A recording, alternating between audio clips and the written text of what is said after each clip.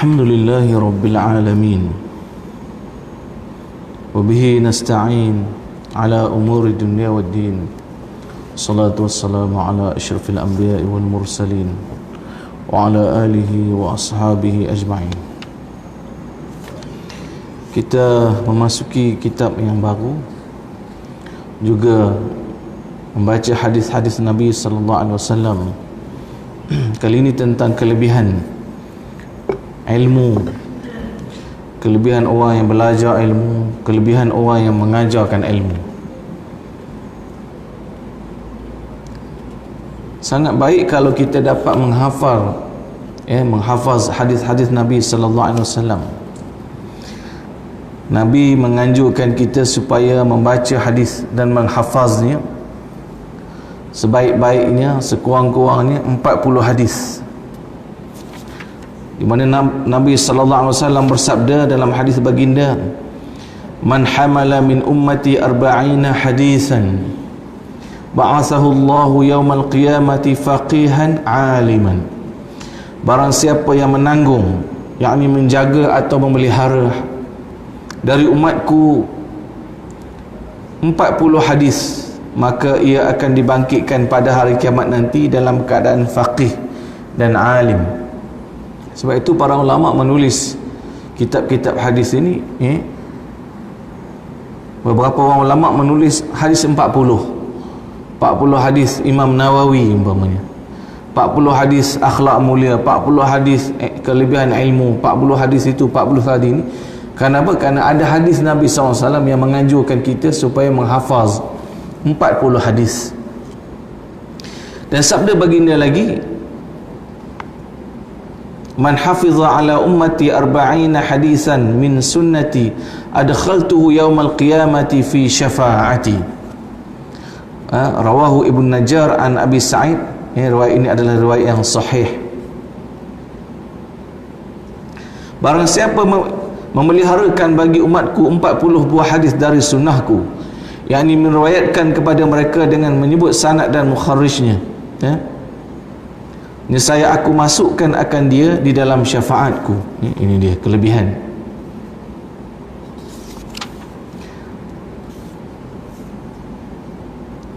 Baik, hadis yang pertama, an Abi Umamah radhiyallahu anhu qala, "Dzukira li Rasulillah sallallahu alaihi wasallam rajulani 'abidun wa 'alimun. Fadlul 'alimi 'ala al-'abidi ka fadli 'ala adnakum." Wa fi riwayatin anhu thumma qala Rasulullah sallallahu alaihi wasallam, "Inna Allah wa malaikatahu wa ahlas samawati wa ahlal ardi hatta an-namlata fi juhriha wal hitana fil bahri la yusalluna ala muallimin nasil khair."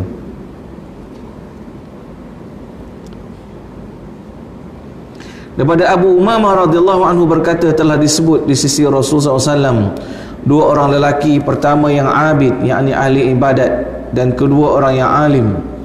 Maka Rasulullah SAW bersabda, kelebihan orang yang alim atas orang yang abid seperti kelebihan aku, kata Nabi, atas yang paling rendah di kalangan kamu. Seperti bandingannya seperti Rasulullah dan orang yang paling rendah di kalangan sahabat Nabi. Dan dalam riwayat yang lain disebutkan, sesungguhnya Allah dan para malaikat dan penghuni segala langit dan bumi, innallaha wa malaikatahu wa ahlas samawati, penghuni langit dan bumi, wal ardi, langit dan bumi, hatta namlata, sehinggalah semut-semut, fi juhriha, di dalam lubangnya, dan ikan yang ada di lautan, la yusalluna ala muallimin nasil khair, akan mengucapkan selawat, yakni memohonkan kebaikan kepada orang-orang yang mengajarkan manusia kebaikan, muallimin nasil khair. Ini kelebihan para guru, orang yang jadi cikgu, yang mengajarkan orang lain kebaikan, ini sangat besar kelebihannya. Allah, malaikat, Allah mengucapkan selawat untuknya, malaikat mengucapkan selawat untuknya, penghuni langit mengucapkan selawat untuknya, penghuni bumi mengucapkan selawat untuknya, sehinggalah semut-semut di dalam lubangnya dan ikan-ikan di lautan la yusalluna ala muallimin nasil khair, akan mengajarkan muallimin nas, muallim ni guru-guru yang mengajarkan an-nas manusia al khaira, akan kebaikan-kebaikan. Sama ada guru secara formal di dalam bilik kelas atau guru yang informal, kita ajar orang kebaikan, kita dapat pahala. Betul, orang yang bijak dia rebut tiga perkara ni. Tiga perkara ni termasuklah kerja-kerja memanfaatkan ilmu. Nabi kata idza mata ibnu adam inqata'a amaluh, bila mati anak Adam terputus amalannya. Semua kawan-kawan kita yang dah meninggal dunia tu habis, stop. Illa min salasa, melainkan tiga golongan. Sadaqatin jariyah, orang yang buat sedekah jariah, menafkahkan hartanya, mewakafkan, memberikan hartanya, di mana adanya harta yang digunakan itu berpanjangan penggunaannya. Dia wakafkan Al-Quran, wakafkan untuk sekolah agama, wakaf untuk mahat tahfiz, wakaf untuk masjid. Sedekah jariah yang berterusan penggunaannya. Dia mati je, petang tu masuk lagi akaun pahala, malam kah masuk lagi orang pakai masjid tempat dia ada bersedekah dalam masjid tu, esok masuk lagi, sampailah hari kiamat akaun pahala dia tu masuk pahala. Ada sedekah jariah. Yang kedua apa? Ilmin yuntafa'u bihi, ilmu yang dimanfaatkan. Ajar orang alif ba ta, ajar orang ABC, bacakan hadis untuk orang lain, sampaikan kebaikan pada orang. Kelebihan puasa pada Zulhijjah, kelebihan puasa pada hari Arafah, sampaikan pada orang. Orang tu dia puasa, dia buat kebaikan. Dan sepanjang-panjang tersebarnya ilmu dan kebaikan yang dimanfaatkan, diamalkan, disebarkan pada orang lain, kita dapat kelebihannya.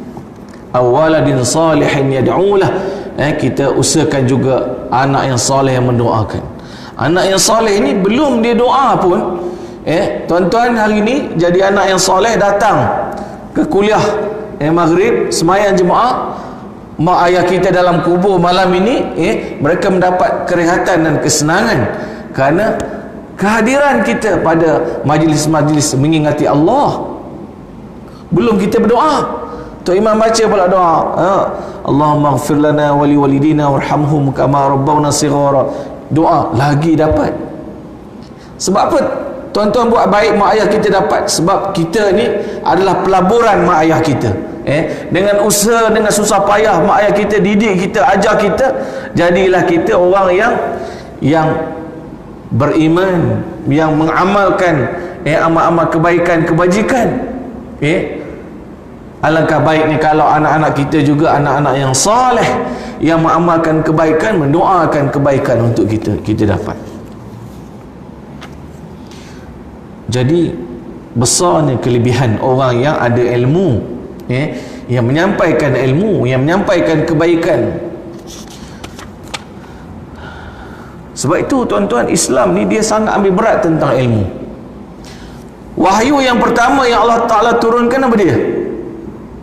Seruan supaya baca. Iqra bismi rabbikal ladzi khalaq, khalaqal insana min 'alaq, iqra wa rabbukal akram alladzi 'allama bil qalam 'allamal insana ma lam ya'lam. Hebatnya agama kita Islam.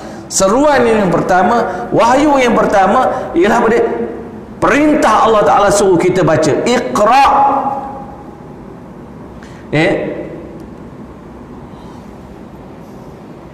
Seruan supaya membudayakan ilmu, mengutamakan ilmu, membaca.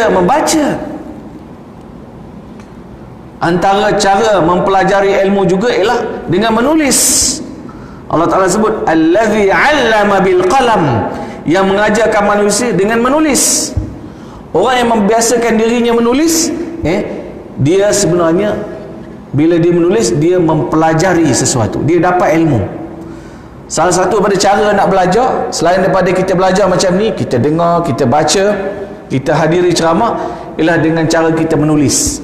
Orang yang menulis ni sebenarnya dia juga belajar.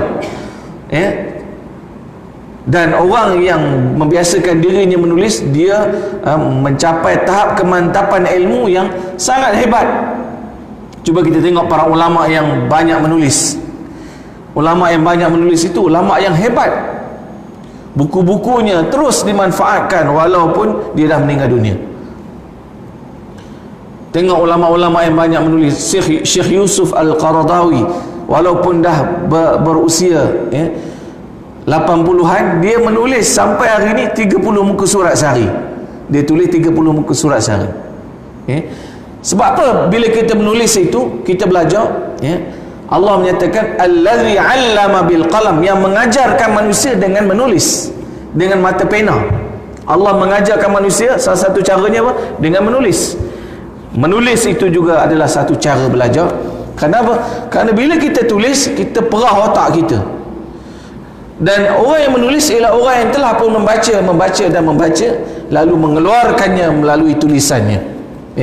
Lalu orang yang menulis itu dia mempelajari sesuatu dengan mendalam, dengan mantap, lalu menjadikan dia mampu untuk membuat satu-satu penulisan. Jadi biasakan diri kita menulis, tulislah buku ke, nota ke, status Facebook ke, buat WhatsApp ke, untuk orang share, untuk orang sampaikan yang baik-baik, yang positif. Kalau boleh Facebook ni tak payah yang negatif-negatif tu. Kita mengadu dengan Allah, sembang dengan kawan-kawan. Yang negatif jangan tulis dalam Facebook. Perkara-perkara yang negatif. Oh, hari ni tension. Oh, hari ni perut lapar. Oh, hari ni gaduh dengan orang rumah. Oh, siapa yang nak dengar kamu cerita benda-benda negatif ni? Cerita yang positif. Tuan-tuan, hari ni kita banyak dengar benda negatif. Itu jadi hidup kita jadi stres. Tajuk surat khabar pun negatif. 3 mati, dibunuh. Oh, ni rumah terbakar. Oh, ni. Ush. Mana berita positifnya? Bagilah good news kepada orang di sekeliling kita, khabar gembira, menyeronokkan mereka, membahagiakan mereka. Bila kita bahagiakan orang, kita juga akan bahagia. Facebook negatif, surat khabar negatif, TV negatif, internet negatif. Pening. Mana positifnya? Tu yang uban pun cepat tumbuh kan, kepala pun botak kan. Ni pening mikir kan hidup sehari-hari ni. Negatif yang banyak daripada positif. Lalu kita pula reka lagi, tambah lagi yang negatif. Baik, an Ibn Abbas radhiyallahu anhu qala Rasulullah sallallahu alaihi wasallam, faqihun wahidun asyadu ala syaitani min alfi abid. Daripada Abdullah ibn Abbas radhiyallahu anhuma berkata, telah bersabda Rasulullah SAW, seorang yang alim itu lebih kuat pengaruhnya atas syaitan daripada 1000 abid yang tidak alim. Dia memanglah yang paling bagus daripada yang paling bagus kalau dia alim dan dia abid. Tapi antara abid dengan alim mana bagus? Baguslah abid. Baguslah alim. Alim lebih bagus daripada abid. Tapi kalau dia alim dan dia abid itu lebih baik, kan?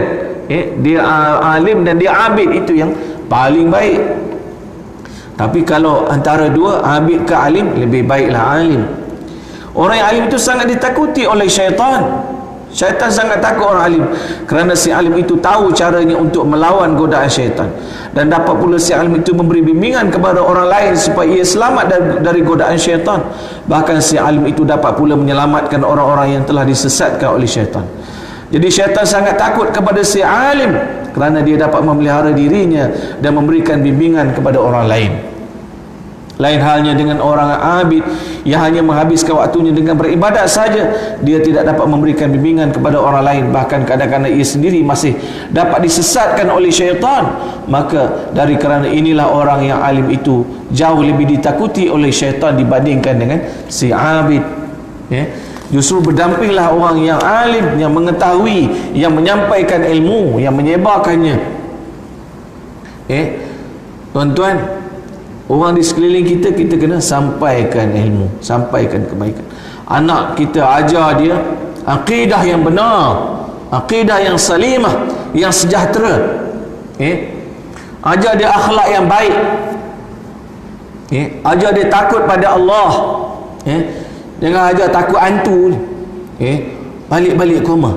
Ini udah maghrib ni, kalau hantu keluar, macam-macam jenis hantu kita sebut, hantu raya lah, hantu raya lah, macam-macam. Dia kena hantu ni, oh ada hantu raya, tak mana rupa dia pun tak pernah tengok. Hantu raya, hantu macam-macam hantu. Kalau hantu disorok koma gerang. Dia tak ajar kena Allah. Balik ni nak maghrib ni, Allah Ta'ala marah. Allah suruh kita semayang waktu maghrib, ajar takut pada Allah. Kenapa tak ajar? Wah, hebatnya Superman. Superman boleh tolong orang. Spiderman hebat. Ultraman boleh benda tu pun tak wujud. Rekaan semata-mata. Dia lebih tahu Ultraman yang suka tolong orang. Dia tak pernah dikhabarkan tentang Allahus Samad. Allah itu sebaik-baik penolong. Allah itu menjadi tempat bergantungan manusia. Yang ditahunya yang lain-lain. Jadi ajar akidah yang benar padanya. Sebab itu orang-orang yang alim ni sangat digeruni oleh syaitan, kerana mengajak manusia kepada perkara yang benar, kepada kebaikan-kebaikan.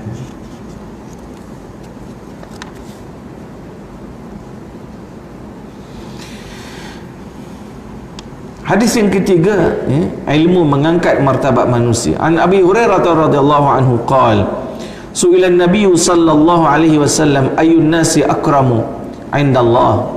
Qala akramuhum 'inda Allah atqahum. Qalu laysa 'an hadha nas'aluka. Qala fa Yusuf nabiyullah ibn nabiyillah ibn khalilillah. Qalu laysa 'an hadha nas'aluka. Qala fa'an ma'adinil Arab tas'alunni. Qalu na'am. Qala fa khiyaruhum fil jahiliyah khiyaruhum fil Islam idza faqihu. Daripada Abu Hurairah radhiyallahu anhu berkata, telah ditanya Rasulullah SAW, siapakah orang yang paling mulia di sisi Allah? Lalu Nabi SAW menjawab, orang yang paling mulia di sisi Allah ialah orang yang paling bertakwa.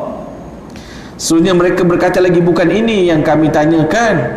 Lalu Nabi menjawab, kalau begitu mungkin yang kamu maksudkan ialah Nabi Yusuf alaihissalam, kerana baginda adalah seorang Nabi, anak seorang Nabi, anak seorang Nabi, anak kekasih Nabi. Yang ini maksud mereka ialah Yusuf bin Yaqub ibn Ishaq ibn Ibrahim alaihissalam. Mereka berkata, bukan ini yang kami tanyakan. Terus Nabi menjawab lagi, apakah kamu bertanya tentang tokoh-tokoh dari bangsa Arab?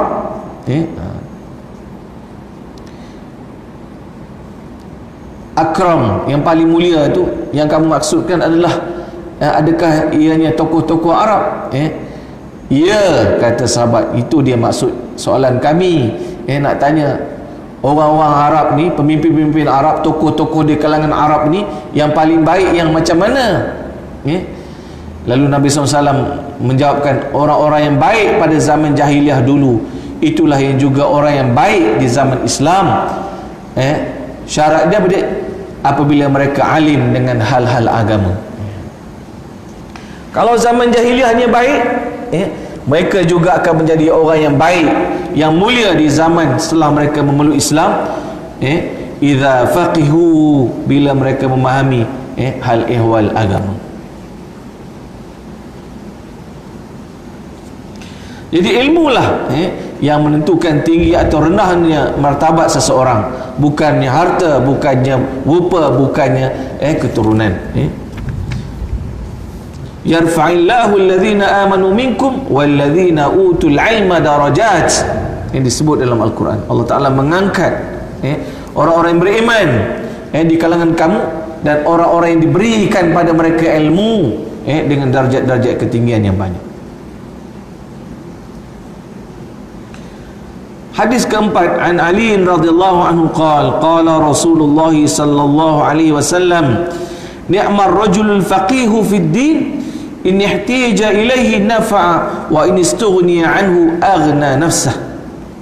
Daripada Ali bin Abi Talib radhiyallahu anhu berkata, telah bersabda Rasulullah SAW, Orang yang paling baik itu ialah orang yang alim. Jika ia diperlukan, maka ia akan memberi manfaat bagi orang lain. Dan jikalau ia tidak diperlukan, maka ia mencukupkan dirinya sendiri, yakni tidak menyusahkan orang lain dengan ilmunya. Sungguh berkat orang yang ada ilmu, kerana dia sentiasa memberikan kebaikan pada orang lain. Dia dapat menunjuki manusia ke jalan yang benar, dan dia tidak akan membebankan orang lain. Sebaliknya, orang yang jahil itu sentiasa membuat kerosakan di muka bumi. Sesungguhnya malang si jahil, kadang-kadang dia mau menolong orang lain, tetapi hasilnya justru tambah merosakkan akibat daripada kejahilannya. Dia tidak dapat menunjukkan jalan yang benar, jalannya yang betul.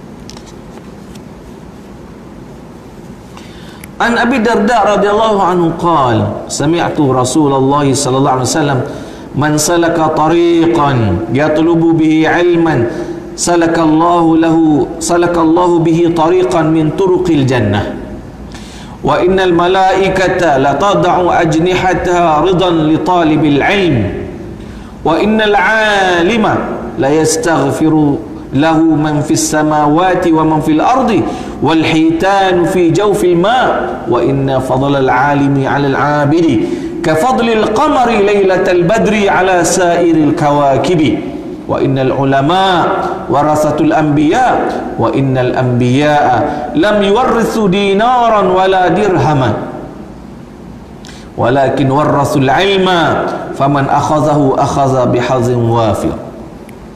Akhrajahu Abu Dawud, At-Tirmizi wa Ibn Majah. Daripada Abu Darda radhiyallahu anhu berkata, aku telah mendengar Rasulullah SAW bersabda, barang siapa yang menjalani suatu jalan untuk menuntut ilmu, berarti ia telah menjalani satu jalan daripada jalan-jalan syurga. Tuan-tuan jalan tadi, jalan kaki ke, naik kereta ke, naik motor ke, dia sebenarnya menjejaki langkah-langkahnya menuju satu perjalanan ke mana? Ke syurga Allah. Dalam satu hadis yang lain disebut lebih kurang, man salaka tariqan yaltamisu fihi ilman sahhalallahu lahu bihi tariqan ilal jannah. Barang siapa yang berjalan pada satu jalan dengan tujuan untuk menuntut ilmu, sahhalallahu lahu bihi tariqan ilal jannah, Allah Ta'ala memudahkan baginya jalan-jalan untuk menuju ke syurga ni. Hairan kita kenapa orang tak mau menuntut ilmu. Leka di rumah, tak mau datang menuntut ilmu. Beribu-ribu ada duduk di tempat kita ni. Berapa kerat yang datang menuntut ilmu, sedangkan perjalanan, jejak-jejak langkah untuk pergi kepada urusan menuntut ilmu, ianya adalah jejak-jejak langkah perjalanan untuk menuju ke syurga Allah Subhanahu Wa Taala. Tak kiralah kita dah pandai pun, pergi menuntut ilmu, belajar. Mungkin ada perkara yang lain sedikit yang disampaikan, atau mungkin kita telah lupa. Mungkin tuan-tuan dah pernah dengar dah hadis-hadis ini, tapi untuk mengingatkan kembali, ataupun kalau tak ingat, mendapat keberkatan menghadiri majlis ini. Majlis ini adalah majlis untuk menuju ke syurga Allah Subhanahu Wa Taala.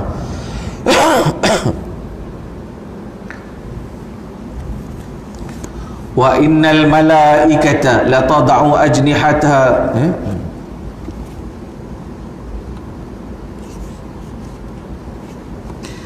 barang siapa yang menjalani satu jalan, berarti ia telah menjalani satu jalan daripada jalan-jalan syurga. Sesungguhnya para malaikat menghamparkan sayapnya kerana redha dengan orang yang menuntut ilmu. Majlis ilmu ini, innal malaikata la tad'u ajnihataha ridan li talibil ilmi. Malaikat memayungkan sayapnya. Kenapa? Kerana redha, kerana restu li talibil ilmi, dengan penuntut-penuntut ilmu. Wa innal alima, sesungguhnya orang yang alim, yang memiliki ilmu,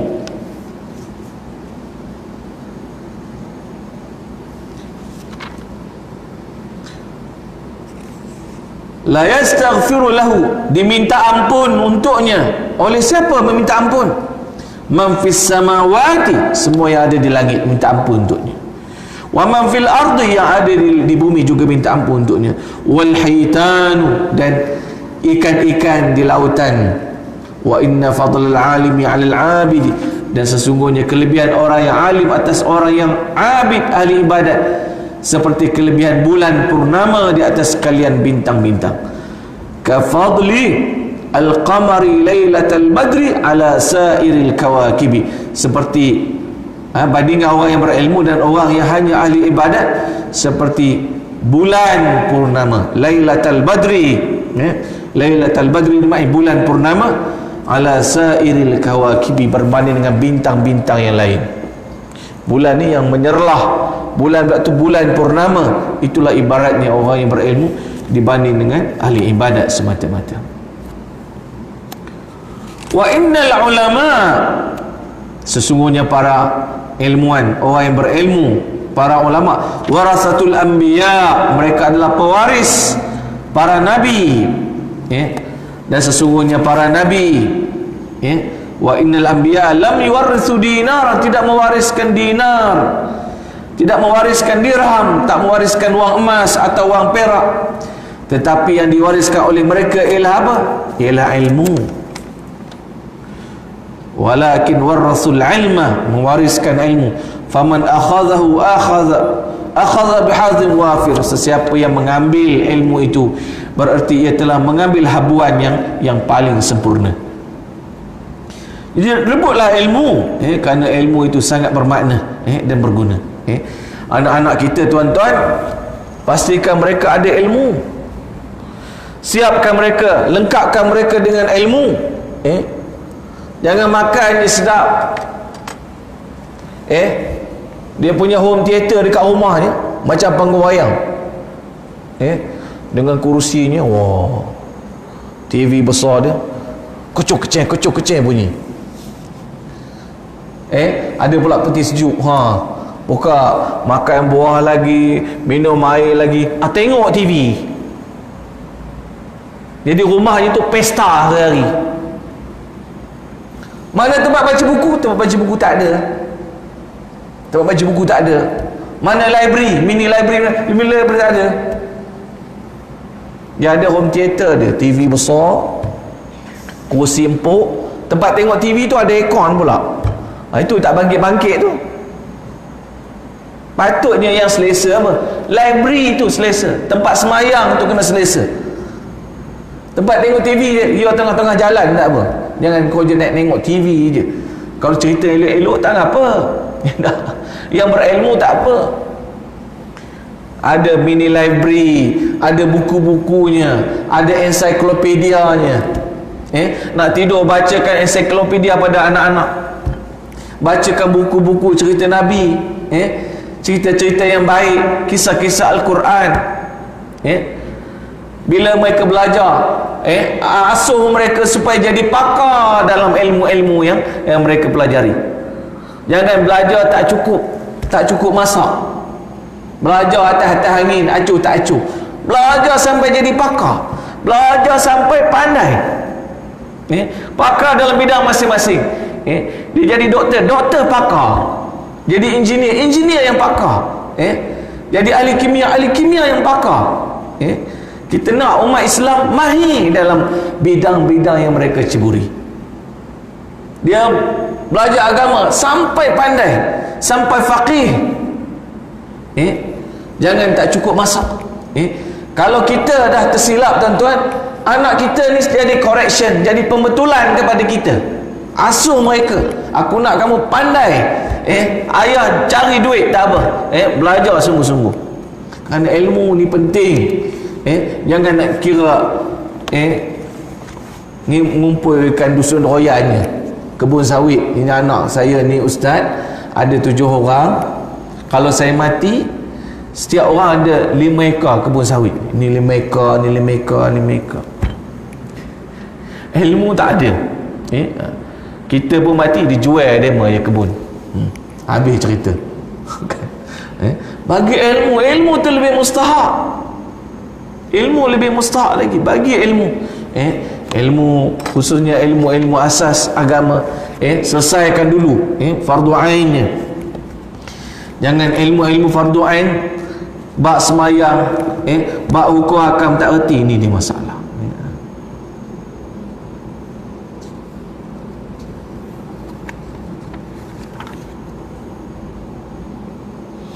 An Abi Hurairah radhiyallahu anhu qala Rasulullah sallallahu alaihi wasallam, "Man yuridillah bihi khairan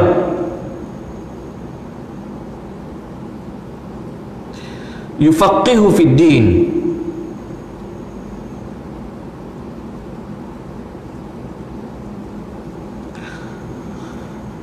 Barang siapa yang dikehendaki oleh Allah akan kebaikan padanya, man yuridillahu bihi khairan yufaqihu fid din. Barang siapa yang dikehendaki oleh Allah akan kebaikan padanya, yufaqihu fid din, maka sudah tentu Allah menjadikan dia seorang yang mengerti dalam hal-hal agama. Tanda kebaikan, tanda keelokan, tanda Allah mahukan kebaikan ada pada diri seseorang, apa dia? Yufaqihu fid din, dia faham pada agama. Dia tahu pada hal yang berkait dengan agama. Jadi tuan-tuan dan puan-puan, kita ada peluang lagi untuk faqih, untuk faham dalam ilmu agama, dengan membaca, dengan mendengar ceramah-ceramah. Banyak cara-cara. Tuan-tuan ada masa sekarang, banyak masa, bacalah, dalamilah, tanyalah. Jangan kita biarkan kejahilan itu berada pada diri kita. Buangkan, bebaskan diri kita daripada belenggu-belenggu kejahilan. An Anas radhiyallahu anhu qala Rasulullah sallallahu alaihi wasallam, "Man kharaja fi talabil ilmi fahuwa fi sabilillah hatta yarji'." Masyaallah. Daripada Anas radhiyallahu anhu berkata, telah bersabda Rasulullah SAW, barang siapa yang keluar pergi mencari ilmu, maka ia sebenarnya berjihad pada jalan Allah. Hadis riwayatkan oleh Tirmizi. Orang yang keluar daripada rumahnya, dia seperti apa? Fahuwa fi sabilillah, sebenarnya dia berjuang di jalan Allah. Hatta yarji', sehinggalah dia balik. Dia dah balik rumah, tak ada fisabilillah lagi dah. Pergi, orang yang kematian dalam pergi menuntut ilmu, dia mati dalam fisabilillah. Sampai bila? Hatta yarji', sampai dia balik rumah balik. Bila dah duduk di rumah, tak ada kira fisabilillah lagi. Tuan-tuan sekarang balik rumah, tak ada fisabilillah lagi. Dalam perjalanan balik, kira fisabilillah lagi. Jadi besarnya kelebihan orang yang menuntut ilmu ini. Siapa yang keluar pergi menuntut ilmu, fahuwa fi sabilillah, dia sebenarnya berada pada jalan Allah. Bacalah ilmu, berbagai-bagai jenis ilmu. Baca sejarah umpamanya. Orang yang baca sejarah, sejarah 800 tahun kerajaan Islam di Spanyol, beratus tahun kerajaan Islam di mana? Di Turki umpamanya. Walaupun umur kita 50 tahun, tapi kita seolah-olah umur kita dah 800 tahun, 850 tahun, sebab kita belajar sejarah Spanyol, bagaimana Islam menakluki Spanyol. Baca. Jadi kita tua, kita matang dengan ilmu kerana kita membaca dan mengkaji ilmu. An Sakhbarah radhiyallahu anhu qala Rasulullah sallallahu alaihi wasallam, man talaba al-ilma kana kafaratan lima madha. Daripada Sakhbarah radhiyallahu anhu bahawa Rasulullah SAW bersabda, barang siapa yang mencari ilmu, maka demikian itu menghapuskan dosa-dosanya yang lalu. Ni tuan-tuan duduk belajar ilmu, kafaratan lima madha, mengampunkan dosa-dosa yang telah lalu.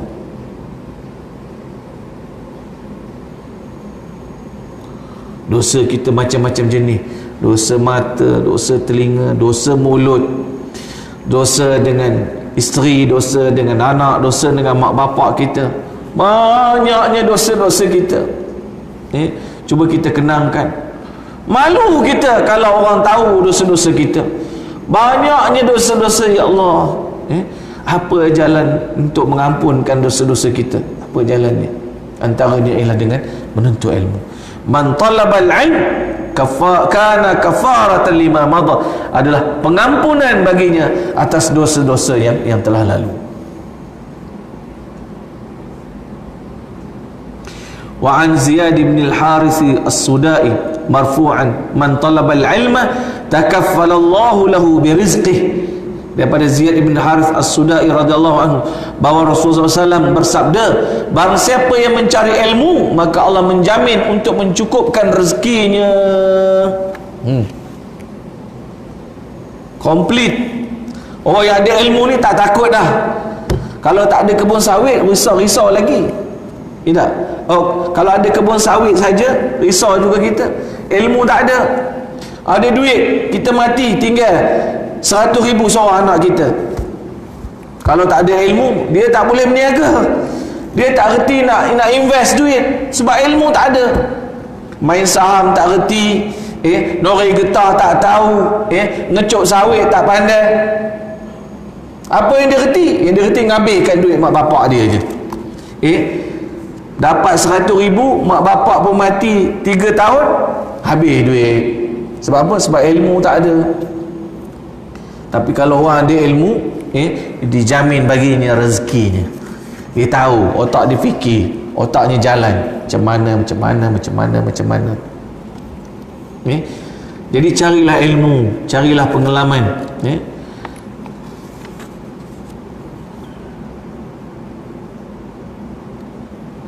An Uqbah ibn Amir radhiyallahu anhu qala ta'allamu qabla adh-dhannina, yani qabla alladhina yatakallamuna bil-dhann.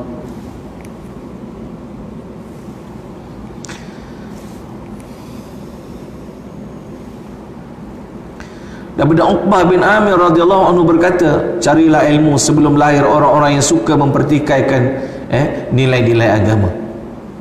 Ilmu agama ini adalah bersumber dari Al-Quran dan hadis, dan Al-Quran atau hadis itu mesti difahami seperti cara para sahabat memahaminya. Rasulullah SAW, atau dalam bahasa lain, kita mesti memahami ilmu agama berdasarkan cara sahabat-sahabat Nabi memahami Al-Quran dan hadis. Maka jangan memahami agama seperti golongan yang mendahulukan akal dari wahyu. Ini mereka mengatakan apabila agama itu sesuai dengan akal, maka diterima mereka. Ini yang pakai akal. Dan apabila tak sesuai dengan akal, maka mereka menolaknya. Ini dia bahaya. Mereka telah menjadikan akal lebih dari wahyu. Kerana itu mereka meragukan wahyu yang bertentangan dengan akal mereka. Ikut logik akal je. Seakan-akan mereka itu lebih mengetahui dari Allah dan Rasulnya. Mereka inilah yang dikatakan pada zaman dahulu dengan golongan Islam rasional, begitu juga dulunya Mu'tazilah dan sebagainya. Islam sebenarnya tidak bertentangan dengan akal yang benar. Memang akal manusia itu perlu dipakai, tetapi wahyu itu mesti didahulukan dari akal, bukan sebaliknya. Allah Ta'ala halalkan perkara, pasti yang halal itu baik. Allah Ta'ala perintah satu perkara, wajib hukumnya. Yang Allah Ta'ala perintah itu beri kebaikan pada manusia. Allah Ta'ala larang satu-satu larangan, mesti wajib hukumnya. Apa yang Allah Ta'ala larang itu, benda itu tak baik untuk manusia. Sama ada kita jumpa keburukannya ataupun tidak, kita kena beriman bahawa semua yang Allah Ta'ala haramkan tu memang tak elok untuk kita. Sama ada akal kita boleh fikir atau tak boleh fikir. Daging khinzir umpamanya diharamkan untuk kita. Sama ada kita buat apa juga. Ustaz, kalau kita steril, kita masuk microwave, kita matikan kuman semua, daging babi ni boleh makan tak babi ni? Jadi apa rasionalnya babi ni haram, Ustaz? Tanya lagi kan. Babi tu haram kerana apa? Yang pertamanya kerana perintah Allah Subhanahu Wa Taala. kita jumpa ke tidak, alasannya, sebabnya, kita mesti beriman. Ada cikgu sekolah saya dulu, dia baca surat anak dia pada belajar dekat UK. Anak dia minta izin nak minum arak. Jadi dia kata dia izinkan anak dia minum arak sebab minum arak ni cara nak bagi panas badan ni. Saya dulu sekolah, saya tak tahu betul ke arak ni kepanaskan badan. Sekali bila saya pun belajar dekat Jordan, turun dia kapal terbang salji 1 meter. Ush. Nak kena minum arak ke?